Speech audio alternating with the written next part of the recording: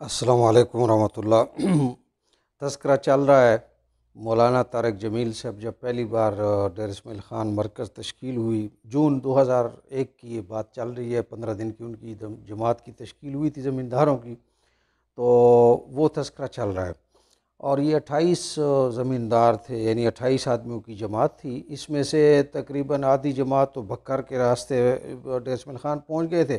اور خود مولانا صاحب اور ان کے کچھ ساتھیوں نے کچھ اس طرح طے کیا تھا کہ یہ میاں والی کے راستے آئے اور کندیاں شریف میں خواجہ خان محمد صاحب جو ہیں ان سے انہوں نے ملاقات طے کی تھی، اور وہاں سے انہوں نے ڈیر اسماعیل خان آنا تھا۔ تو مرکز کے ہمارے مرکز کے جو امیر صاحب ہیں، اللہ تعالیٰ ان کی زندگی میں برکت دے، حاجی رمضان صاحب، انہوں نے پھر دو گاڑیوں میں ایک پروٹوکول کے لیے کہہ لیں ایک جماعت تشکیل دی کہ ڈیر اسماعیل خان سے کندیاں جائیں اور وہاں سے ان کو ان مولانا طارق جمیل صاحب کے جو باقی ساتھی ہیں اور ان کو لے کر آئیں۔ تو ان دو گاڑیوں میں سے پھر ایک میں میری بھی ساتھ تشکیل ہو گئی۔ تو ہم لوگ کندیاں شریف جب پہنچے، یہ جو کندیاں ہیں اس میں میری 2 بار جانا ہوا ہے۔ ایک بار میں ڈاکٹر اسرار صاحب رحمۃ اللہ علیہ ان کے خصوصی پیغام لے کر گیا تھا خواجہ خان محمد صاحب کے لیے، اس کا تذکرہ تو ان کی یادوں میں کریں گے انشاءاللہ۔ وہ خواجہ صاحب تو نہیں ملے تھے، لیکن ان کے بیٹے خواجہ خلیل صاحب جو اب ہیں وہ ملے تھے، ان کو میں نے وہ لیٹر دیا تھا۔ اور یہ جو مولانا طارق جمیل صاحب کو لینے گئے تو وہاں پہ یہ ہوا کہ مولانا طارق جمیل صاحب پہلے تو ہم خواجہ صاحب کے ساتھ سارے بیٹھے رہے، پھر ہم سب کو باہر انہوں نے بھیج دیا، اور کمرے میں جو ہے وہ صرف مولانا طارق جمیل صاحب اور خواجہ صاحب 1 to 1، اور یہ تقریباً 15-20 منٹ یہ رہے اندر۔ پھر وہاں سے یہ نکلے تو ان کے جو مزارات ہیں،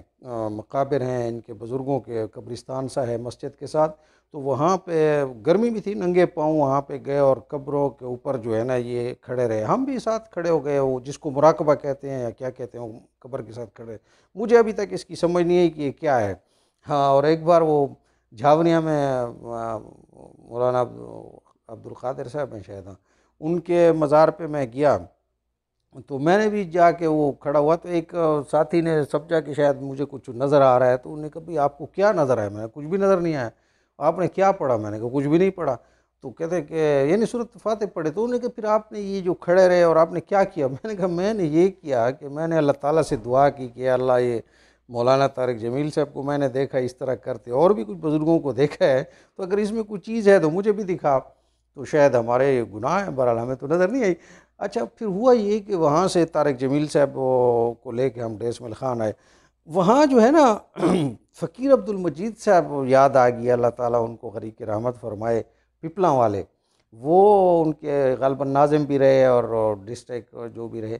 اور وہ آئے مولانا طارق جمیل صاحب سے ملاقات کے لیے، اور مجھے یاد ہے کہ وہ گاڑی میں کوئی معجون وغیرہ لائے تھے مولانا کے لیے نا۔ یہ فقیر عبد المجید صاحب وہ اس علاقے کے شاید سب سے بڑے زمیندار تھے، کیونکہ چوک منڈا تک جو ہے نا وہ سینکڑوں کلومیٹر تک ان کی زمینیں پھیلی ہوئی تھیں۔ اب دیکھیے مولانا طارق جمیل صاحب کو اللہ تعالیٰ نے کیسا ذریعہ بنایا، کیسے بڑے بڑے زمیندار اور ایسے لوگ دین کی طرف راغب ہوئے نا ان کی وجہ سے۔ آپ ایک سوال کر سکتے ہیں نا کہ بھئی اگر اتنے بڑے زمیندار تھے اور مولانا کی وجہ سے دین میں آئے، داڑھی رکھی، تبلیغ میں لگے، یہ کیا وہ کیا، تو انہوں نے کون سا غریبوں کے لیے اسپتال بنایا، کون سا غریبوں کے لیے کام کیا ہے؟ گئے تو زیادہ زیادہ تبلیغ میں ہی مولانا کے ساتھ گئے ہیں۔ آپ یہ سوال تو کر سکتے ہیں۔ اس کے ایک جواب تو میں یہ عرض کروں گا کہ ابھی کچھ دن پہلے میں نے اسی علاقے کے ایک اور ملک صاحب، مجھے نام لینا مناسب نہیں ہے، اللہ تعالیٰ ان کو بھی جنت میں جگہ عطا فرمائے، ان کی یوٹیوب پہ ویڈیو دیکھی ہے، وہ بھی کہا جاتا ہے کہ اس علاقے کے سب سے بڑے زمیندار، گھڑ سوار، اور کیا بڑی بڑی مونچھیں رکھی ہوئی تھی۔ تو ان کی میں نے یوٹیوب پہ ایک ویڈیو دیکھی ہے کہ آخری عمر، یعنی عمر میں وہ جو ہے نا کہیں بیٹھے ہوئے ہیں ڈرائنگ روم میں، اور ہارمونیم اپنے ساتھ رکھا ہوا ہے، اور شراب کا وہ جو ہے نا وہ پیگ بھی ساتھ رکھے، اس کی چسکی لگا رہا ہے ہارمونیم۔ سوال تو یہ بھی ہو سکتا ہے نا کہ ان لوگوں نے کیا کیا؟ چلو مولانا کے ساتھ جو زمیندار تبلیغ میں گئے انہوں نے غریبوں کے لیے کچھ نہیں کیا، تو انہوں نے کیا کیا جو نہیں گئے؟ لیکن یہ بات بھی نہیں ہے کہ یہ تو خیر الزامی جواب ہو گیا۔ باقی مجھے یاد ہے کہ 2005 کا جب وہ خوفناک زلزلہ پاکستان میں آیا تھا، تو رائمنڈ کا جو پرانا مرکز تھا نا، اس سے تشکیل والے کمرے کی طرف ایک چھوٹا دروازہ نکلتا تھا، یعنی دیوار کے اندر سے شہر کی طرف۔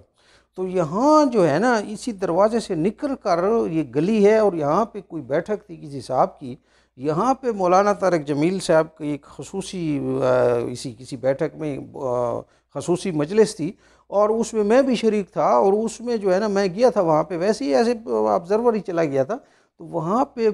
پرویز الہی صاحب وزیر اعلیٰ کے بندے بھی تھے، دوسرے بڑے بڑے زمیندار بھی تھے، اور یہ مشورہ چل رہا تھا کہ زلزلہ زدگان کے لیے کیا کیا جائے۔ تو وہاں پہ ایک صاحب نے مولانا طارق جمیل صاحب کو کہا کہ جی میں جو ہے نا 2 ٹرک دوائیوں کے بھیجوں گا، تو مولانا صاحب نے کہا کہ بھئی بس 2 ٹرک ہی بھیجو گے، یعنی اس کو تھوڑا سا وہ ڈانٹا۔ یہ بات چل رہی تھی، اسی مجلس میں بات آئی کہ جو ہے جنید جمشید نے 1000 شیلٹر دینے کا پروگرام بنایا ہے گھر بنا کے، تو یہ نہیں ہے کہ وہ کام نہیں ہو رہا، بس یہ تبلیغ والے میڈیا اور یہ کرتے نہیں ہیں، پتہ نہیں فقیر عبد المجید صاحب جیسے لوگوں نے کتنے لوگوں کو پتہ نہیں ان لوگوں نے امداد پہنچائی ہوگی، پڑھایا ہوگا۔ اب تبلیغ والے تو اپنا یہ ڈیٹا نہیں بتایا کرتے۔ اچھا، واپس آتے ہیں، جب یہ مولانا طارق جمیل صاحب کو میں ڈیر اسماعیل خان لے کے آ رہا تھا نا، تو اس سے ایک دن پہلے میں نے سوچا، اصل میں ڈیر اسماعیل خان بڑا سینسیٹیو قسم کا شہر ہے نا، شیعہ سنی کے فسادات یا کہہ لیں اختلافات کے حوالے سے۔ اس میں یہ ہے کہ یعنی آپ دیکھیے نا، سپاہی صحابہ جنگ سے مولانا حق نواز جنگوی صاحب نے شروع کیے، لیکن پورے پاکستان میں جنگ کے بعد ڈیر اسماعیل خان وہ واحد شہر ہے جہاں سے سپاہی صحابہ کو MP کی سیٹ خلیفہ عبدالقیوم صاحب کو ملی۔ تو یہاں پہ سپاہی صحابہ بہت مضبوط ہے، اہل تشیع بھی کافی ہیں، یعنی جنرل ضیاء الحق کے ریفرینڈم کے بعد جو پہلی دفعہ انتخابات ہوئے تھے 1988 کے، تو ڈیر اسماعیل خان میں مولانا فضل الرحمان صاحب کے مقابلے میں تحریک نفاذ فقہ جعفریہ کی طرف سے حسن علی کاظمی تھے، یعنی وہ MNA کے امیدوار تھے، اور مولانا صاحب نے 65 ہزار ووٹ لیے تھے، اور مجھے یاد پڑتا ہے کہ حسن علی کاظمی نے خالص شیعیت کی بنیاد پر 16,000 ووٹ لیے تھے، یعنی 4.5% ووٹ انہوں نے لیے تھے۔ حالانکہ اس وقت یہ ضلع ٹانک بھی ڈیر اسماعیل خان کے ساتھ شامل تھا، اور ٹانک میں تو زیادہ تر سنی تقریباً 90% ہے۔ تو مقصد یہ کہ بڑا سینسیٹیو قسم کا، اب مولانا صاحب جو ہیں وہ اہل تشیع قسم کا، وہ اہل بیت کی شان بیان کرتے تھے، جس کی وجہ سے سپاہی صاحب والے ان کو ناپسند کرتے تھے۔ مجھے تھوڑا یہ تھا کہ کہیں ان کے وہ مسئلہ نہ ہو جائے، تو ڈیر اسماعیل خان میں دین پور سے تعلق رکھنے والے ماما روف، جو پھر فوج ان کو اٹھا لے گئی تھی اور اب تک لاپتہ ہیں، کوئی کہتے ہیں زندہ ہے، کوئی کہتے ہیں فوت ہو گئے ہیں، تو ماما روف جو ہے یہ میرے 3ری-4تھی کلاس میں کلاس فیلو بھی رہے، یہ جیل میں تھے اس وقت، قید تھے۔ تو میں جیل میں گیا ان سے ملاقات کے لیے، اور میں نے ان کو کہا کہ بھئی دیکھیے مولانا طارق جمیل صاحب آ رہے ہیں، تو آپ ایسا کریں کہ اپنا ایک لیٹر مولانا صاحب کو ذاتی طور پر لکھ دیں، اور اس میں یہ لکھیں کہ بھئی جو ہے نا، میں اگر آج جیل میں نہ ہوتا، باہر ہوتا، تو آپ ہمارے مہمان ہیں، ہم آپ کے ساتھ گشت کرتے، یہ کرتے ہوگا۔ میرا مقصد یہ تھا کہ مولانا صاحب کے دل میں بھی ان کے لیے کوئی نرم گوشہ ہو جائے، اور یہ بھی کم از کم خط چلا جائے تو مولانا صاحب کے ساتھ کوئی ایسا یعنی بے ادبی والا واقعہ نہ ہو جائے۔ تو ماما روف نے کہا کہ بھئی مجھے تو یہ لکھنا نہیں آتا، لیٹر پیڈ میں دے دیتا ہوں، لکھا آپ دو جو لکھنا ہے۔ تو اس کے لیٹر پیڈ پر ادھر جیل میں ان کے پاس سارا کچھ ہی تھا، بہرحال وہ لیٹر پیڈ اس نے مجھے دے دیا، اور میں نے جو ہے نا اس پہ یہ جو کچھ لکھنا تھا وہ لکھ دیا ان کی طرف سے۔ تو دوسرے دن جب ہم مولانا کو یہ لے کر آئے کندیا شریف سے، اور جب وہ مشورے کے کمرے میں آئے، اس میں ذکریہ مسجد میں تبلیغی مرکز میں، تو سب سے پہلے میں نے وہ خط ان کو، تو مولانا نے وہ خط جو ہے نا، اس سے مجھے انداز ہوا کہ مولانا کا کوئی دل میں ان کے لیے سپاہی صحابہ کے لیے نرم گوشہ نہیں۔ اب دیکھیے میں سپاہی صحابہ کے لوگوں سے یہ کہوں گا کہ آپ سوچئے کہ اس وقت عمران خان جو ہے اس کے مقابلے میں جو ان کا سب سے بڑا مخالف ہے علماء میں سے، وہ مولانا فضل الرحمان صاحب ہے، اور قومی سطح پر جو کوئی نامی گرامی عالم دین اگر عمران خان کا حامی ہے تو وہ مولانا طارق جمیل صاحب ہے، اور یہ دونوں بڑے علماء کا سپاہی صحابہ کے بارے میں کچھ نرم رویہ نہیں ہے، تو سپاہی صحابہ کو ذرا سوچنا چاہیے نا کہ کہاں پہ کوئی غلطی ہے۔ بہرحال مولانا طارق جمیل صاحب بہت خوش ہو کر ڈیر اسماعیل خان مرکز سے گئے، اور یہاں پر پھر انہوں نے بہت لمبے لمبے بیان کیے، جن کی کیسٹیں بھی موجود ہیں۔ ایک چھوٹا سا ایک واقعہ ذرا اچھا نہیں لگتا،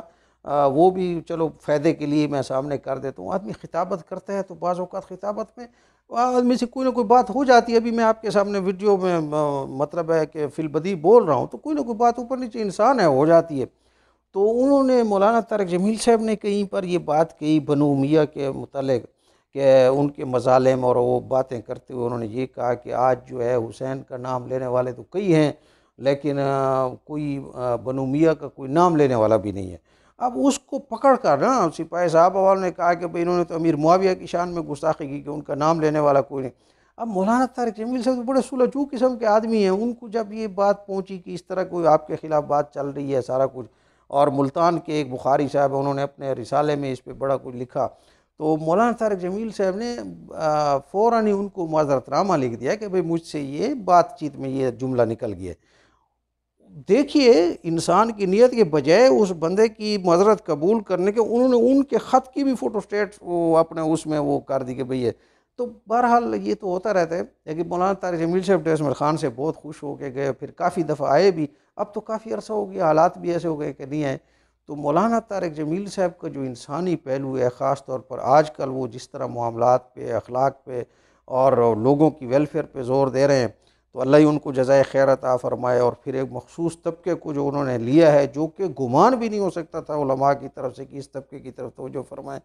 تو یہ شاید شاہ اسماعیل شہید رحمۃ اللہ علیہ کے بعد پہلی دفعہ میں یعنی یہ کوریلیشن دیکھ رہا ہوں. وہ شاہ اسماعیل شہید جن کے بارے میں آتا ہے کہ وہ طوائف کے کوٹھے پر وہ رقم دے کے رات ایک بک کی انہوں نے اور گئے، اور یہ روایات میں ہی آتا ہے، اور وہ دلی کی منامی گرامی طوائف کو کہا کہ بھئی تمہاری رات تو میرے، اس نے کہا بالکل، میرے لیے حیران بھی ہوئی. تو کہا کہ جو میں کہوں گا وہ کرو گی، کہ ہاں میں وہ کروں گی. تو کہا کہ ٹھیک ہے، پھر وضو کرو، پھر وضو کروایا، خود آگے مصلے پہ کھڑے ہوئے، اس کو پیچھے مصلے پہ کھڑے کے نفل پڑھو، میں جیسے نماز پڑھتا ہوں میرے پیچھے پڑھتی چلی جاؤ، اور پھر اللہ تعالیٰ سے دعا کی تو اللہ نے اس طوائف کو ایسا پلٹا. اور یہ روایات میں آتا ہے. بہرحال مجھے نہیں پتہ یہ روایت کہاں تک صحیح ہے، لیکن مولانا کو ہم نے دیکھ لیا کہ ان کی وجہ سے اللہ تعالیٰ نے کتنے لوگوں کی زندگی بدلی ہے. اللہ تعالیٰ ان کو مزید اخلاص اور استقامت نصیب فرمائے،